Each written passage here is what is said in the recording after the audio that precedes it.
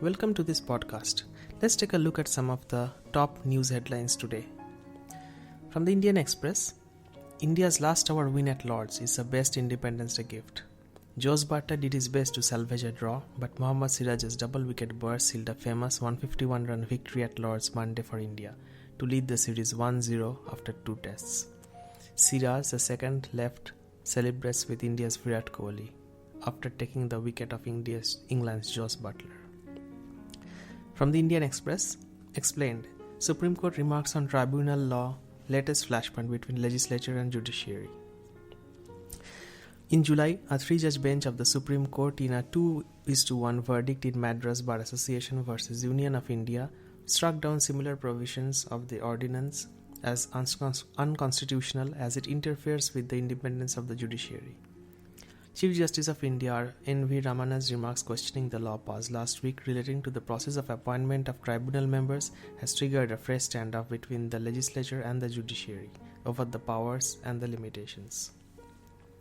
From the Indian Express, Dear India 2047, I visualize that discrimination of caste community is a ghost of the past, by Ramnath Kovind. Nevertheless, I can say with confidence that as you celebrate the 100th year of independence in 2047, I can visualize India having progressed much further on the path of development guided by the trinity of justice, equality and fraternity. These sages and great men and women were gifted with the unique perspicacity to chart the future path of the country. Next, from the Indian Express, sale or manufacture of Remdesivir, why PASA varies in different jurisdiction, the Gujarat High Court to state. Let there be some coordination with the state, said Justice Paresh Upadhyay, who was dealing with a detention order issued against one Nitin Suryavangshi accused in a case dealing with manufacturing and distribution of fake Remdesivir. For the 2 FIRs were registered, one in Ahmedabad and another in Vadodara, against Suryavangshi for manufacturing fake Remdesivir. From the Indian Express, Job, Income, Education Incentives in UP Law Panel draft 2-child plan. The Ayog has an opinion that there should be an independent law for population control, and those following the 2-child family policy should be encouraged and those violating it should be prohibited from state welfare schemes. The Commission had received 8,500 suggestions, including from judges and lawyers of the Supreme Court and High Court, and around 99.5% people had favored a population control law, Tripathi said. From the Indian Express, not as simple as if Pegasus used, said government, offers panel to dispel the wrong talk. The centre on Monday unequivocally denied all allegations made by the petitioners in the Pegasus matter. However, it told the Supreme Court in an affidavit that with a view to dispel any wrong narrative spread by the certain vested interests, they are ready to assist the others, the investigative body.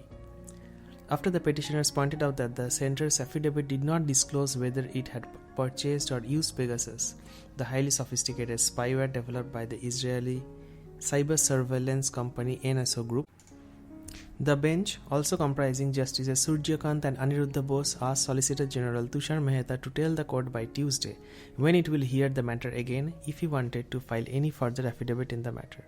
The bench told the petitioners that the petitioners have nothing to establish that the alleged violation is done by the state.